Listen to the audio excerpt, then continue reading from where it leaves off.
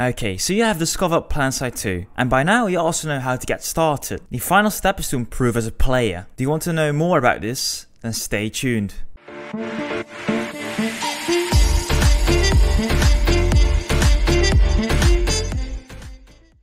Hey guys, I'm Thel and welcome back to the channel. Today we're gonna do some more serious topic after doing some ranting videos lately. So let's get right into some more helpful things. How to improve in Planetside 2. Let's get started.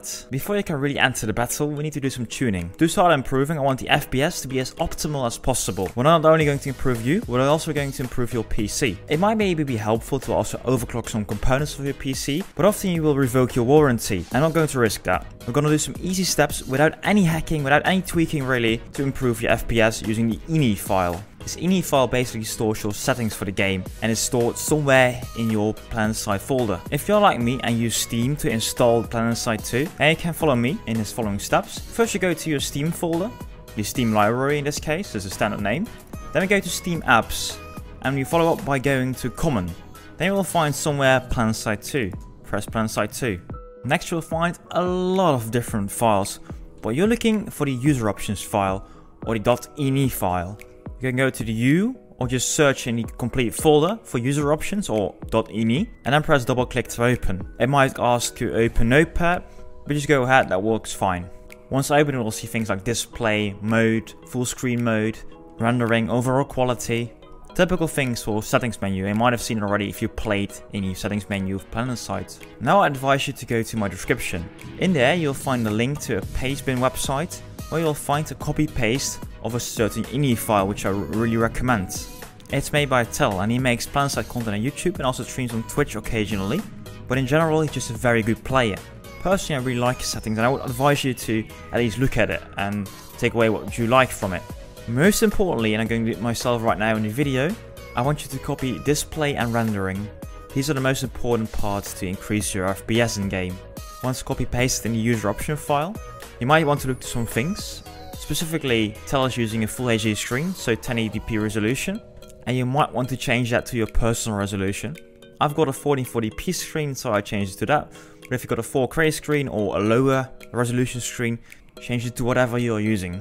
Also, I will go back to the pastebin link by Thel and go look to terrain, 0.75. Again, I would recommend copying this part because this will disable, for example, the flowers and the grass in game. It will give you way more FPS, but also more visibility to spot enemies quicker. I do have to mention one thing in the rendering part though, and that's that Thel is using a vertical field of view of 90 or 0.9. Field of view is a very high debate, but 90 is higher than the game would really allow actually. The higher your field of view gets, the more you see, but also the less focused you are. Because your positioning and also your tactical awareness is very important in Planetside, I recommend to keep it a bit higher. I think 90 is perfect right now in Thel's pastebin, but if you're more used to closer FOVs or might want to win more 1v1s that's more important to you, you might want to set it to a lower value like 70. Once you copied all the important parts, you have to save the file. We have one final step, and is to go to the user option file you just saved. Go do right click, go to properties, and then also press only read. This will make sure that the game won't overwrite this file, because normally if you would change your settings in game, this file will be overwritten by the game itself. We added in values that the game doesn't offer, for example the 90 FOV, and also the 200 value, I think meters or yards or feet, I don't know, the 200 value of the render distance. In game it will only go as low as 500. Again, those values are not offered in game, but they are not considered hacking. They were games and the Planetside devs are perfectly fine with this. But okay, we're done right now, we done it. Our system is tuned and tweaked and we're ready to go to the battlefield. Start up a game and enjoy the beautiful, beautiful FPS. Now we're fighting on Rexes. We need to do a few things. If you're playing as an infantry person, you're aiming for the head mainly. And if you're playing as a vehicle, you're aiming for the back. Let's start with the infantry gameplay. Basically, Planetside 2 is just a shooter. If you're completely new to PC shooters, you might still have a hard time aiming or hitting shots. Unfortunately, there are no easy tips and tricks for this, but there are some helpful aim trainers online you can find. Just go to your Steam store or search on Google and look for aim trainer. Personally, I'm using Kovacs Aim Trainer, but that's not a free application unfortunately. Also, there are not really games that really have the same shooter feel as Planetside, but if I had to suggest one if you want to play another game to train for Planetside, I think I would have to suggest Battlefield 4. To me, the recoil of the assault rifles feels very similar to what you can find in Planetside 2, but still there are so many factions you can play with so many different weapon mechanics, so it might still feel a bit different than you're used to from Battlefield 4, but I think it's still a decent one to train with. Best option though is just to play a lot of Planetside. Get used to the weapon recoil, get used to the bullet velocity, get used to the weapon leading, shooting leading, get used to targeting, etc, etc. Planetside 2 has one problem, and that is that the game isn't instant based, so often you have to look from fight to fight. There can be some downtime between the fights in which you can't really practice. What you could do is go to the VR area. There are some NPCs you can shoot on, and all the guns are free over there, but unfortunately the targets aren't moving, so it's hard to really compare it to a real life situation. Then again, if you just want to try out a few guns, the VR room is the perfect place to be. Having said that, you might have an outfit or maybe a group of friends playing Planetside, and there is where it can get fun. Planetside 2 has no instant based arena mode, but you can create one yourself. If you go to Coultier, that's the training area, you can again get all the weapons you want, but also you can just play and do whatever you want. It's a training room, a training area, so just have fun. If you have a friend or a group of friends, you can decide to join together on Coultier, both as an opposing faction, both get a Sunday from somewhere and drive to a central point. Choose a nice base to fight, deploy your Sunday, and have fun. You can almost indefinitely practice together with your friends over there. The only thing, it is a public place, so maybe sometimes you will meet some random players coming by. What is happening? What are they doing there with 2 Sundays? So that maybe can be a pain in the ass. However, mainly it is just a lot of fun and a good way to practice. Do keep in mind though that your Sundays will respawn after being active for 20 minutes. So let's say every 50 minutes,